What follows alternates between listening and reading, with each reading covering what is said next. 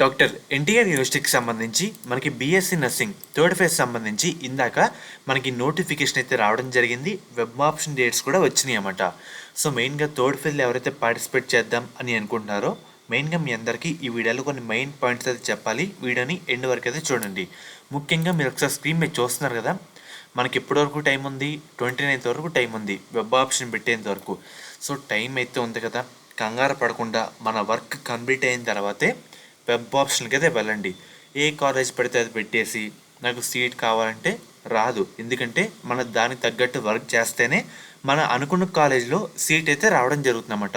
So మెయిన్గా మీరు ఒకసారి స్క్రీన్ మీద చూస్తున్నారు కదా, మనకి సెకండ్ ఫేజ్ తర్వాత 2361 సీట్లు అయితే ఫిల్ అయితే కాలేదన్నమాట.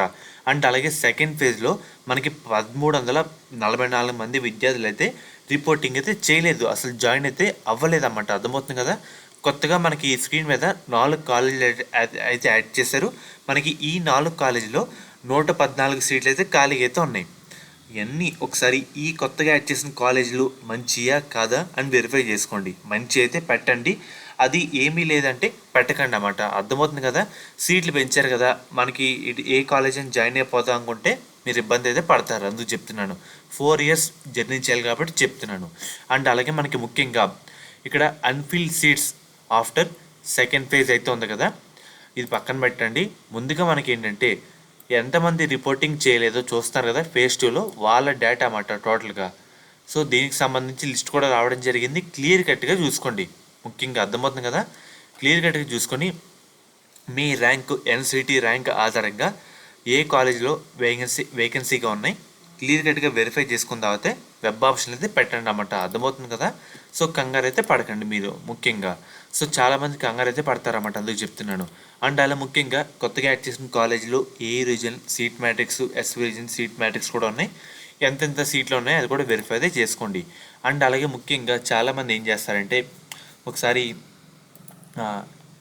2-3 కాలేజీ పెడతారు, కూర్చుంటారు. ఎందుకంటే నాకు పక్కగా సీట్ రావాలి, పక్కగా అదే కాలేజీలో రావాలని కూర్చుంటారు. కానీ అది కష్టం అనమాట. ఎందుకంటే అసలు ఏ కాలేజీలో సీట్లు ఖాళీగా ఉన్నాయి, ఎంత ఫిల్ అయినాయి, మన ర్యాంక్ ఎంత, మన ర్యాంక్ తగ్గట్టు పెడుతున్నామా లేదా, ఇవన్నీ చూసుకొని పెడితే కనుక మనకి సీట్ అయితే రావడం జరుగుతుంది. కాలేజ్ కొట్టుకుంటే వెరిఫై చేసుకోవాలన్నమాట. కొంచెం ఎక్కువ ఆప్షన్లు ఎన్ని పెడితే అంత మంచిది. అలా అని చెప్పి వరస్ట్ కాలేజీలు అయితే పెట్టమని నేనైతే చెప్పట్లేదు. మంచి కాలేజీలు అయితే పెట్టండి. మీ ర్యాంకు, క్యాస్టు అండ్ అలాగే ఖాళీ సీట్ల ప్రకారంగా ఒకసారి పెడితే చాలా అంటే చాలా మంచిది అన్నమాట. ఉన్నాయి కొంచెం తక్కువ సీట్లు అయితే ఉన్నాయి. అర్థమవుతుంది కదా. మళ్ళీ ఇంకో ఫేజ్ అంటూ ఉండదు. సో ఇదే ఆఖరి ఫేజ్ కాబట్టి కొంచెం జాగ్రత్తగా పెడితే చాలా అంటే చాలా మంచిది అన్నమాట. అర్థమవుతుంది కదా. సో ఫ్రెండ్స్ ముఖ్యంగా మెయిన్గా ఒక పేపర్ తీసుకొని మీ ర్యాంక్ ఎంత దానికి సంబంధించి ఒక ఎక్కువ ఆప్షన్ పెట్టడానికి ట్రై చేయండి. అర్థమవుతుంది కదా. మీకు పక్కగా సీట్ అయితే రావడం జరుగుతుంది. కొంచెం ఎక్కువ ఆప్షన్ పెట్టండి.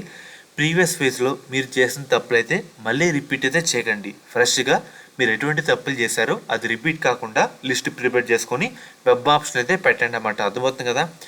ఎవరైనా ఏదైనా కాలేజ్ గురించి చెప్తే ఏం చూడకుండా జాయిన్ అయితే అవ్వకండి. మొత్తం రీసెర్చ్ చేసిన తర్వాత ఇన్ కేస్ నేను చెప్పినా సరే రీసెర్చ్ చేసిన తర్వాతే ముందుకైతే వెళ్ళండి. అర్థమవుతుంది కదా.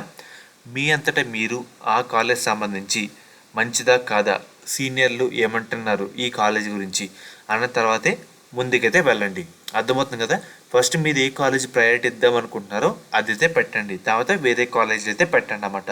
కొంచెం ఎక్కువ ఆప్షన్ పెట్టడానికి ట్రై చేయండి. మీరు ఏ కాలేజీ అనుకుంటున్నారో ఒక పేపర్ దగ్గర రాసుకొని పేపర్ వర్క్ చేసిన తర్వాతే వెబ్ ఆప్షన్ అయితే పెట్టండి. మనకి టైం అంటే ఇచ్చారు, ఇది ఒక 10 నిమిషాల్లో వెబ్ ఆప్షన్ క్లోజ్ అయిపోతే ఇలాంటివి లేదు కదా. టైం అయితే ఇచ్చారు, ఇచ్చిన టైంలో మంచిగా అయితే పెట్టండి. ఒక లిస్ట్ అంటూ ప్రిపేర్ చేసుకోండి. ఏ సీట్లు ఖాళీగా ఉన్నాయి సో దాన్ని బట్టి కూడా చూసుకోండి. కొత్తగా యాడ్ చేసిన 4 కాలేజీలో 4 కాలేజీలు పర్లేదా, వరస్టేనా, లేదంటే ఎడ్యుకేషన్ ఎలా ఉంది, ఇది కూడా చూసుకొని ముందుకైతే వెళ్ళండి. అర్థమవుతుంది కదా. మీకు ఎటువంటి డౌట్ ఉన్నా కామెంట్ అయితే చేయండి అన్నమాట. వెబ్ ఆప్షన్ అయితే బాగా పెట్టండి, మనకి టైం అయితే ఉంది. ముఖ్యంగా శాస్త్ర కాలేజ్ అన్నమాట. ఈ కాలేజ్ కూడా మనకి నెల్లూరు అయితే ఉంది. ముఖ్యంగా వీళ్ళు ప్రొవైడ్ చేసే కోర్సుల విషయానికి వస్తే కనుక నర్సింగ్, బీఫార్మసీ, ఫిజియోథెరపీ. మనకి గవర్నమెంట్ నుంచే ఇన్ కేస్ మీకు ఈ కాలేజీలో సీట్ వస్తే గవర్నమెంట్ నుంచే 38,000 ఫీజు రిమర్స్మెంట్ కాకుండా 20,000 కట్టి కన్వీనర్ కోటాలో జాయిన్ అవ్వచ్చు. అదే మేనేజ్మెంట్ కోటా కింద నర్సింగ్లో జాయిన్ అవ్వాలంటే 70,000 అండ్ అలాగే బీఫార్మసీలో జాయిన్ అవ్వాలంటే 65,000 అండ్ అలాగే ఫిజియోథెరపీలో జాయిన్ అవ్వాలంటే 70,000 ఇలా కట్టి మనమైతే జాయిన్ అవ్వచ్చామట. అండ్ అలాగే ఒకసారి క్రాస్ చెక్ చేసుకుంటామట ఈ కాలేజ్ సంబంధించి. అండ్ ముఖ్యంగా మనకి ఎలా జాయిన్ అవ్వాలి, ఎలా కాంటాక్ట్ అవ్వాలంటే స్క్రీన్ మీద కనిపిస్తున్న ఈ నెంబర్కి ఒకసారి కాంటాక్ట్ అవ్వండి, వాళ్ళైతే మమ్మల్ని గైడ్ చేస్తారు.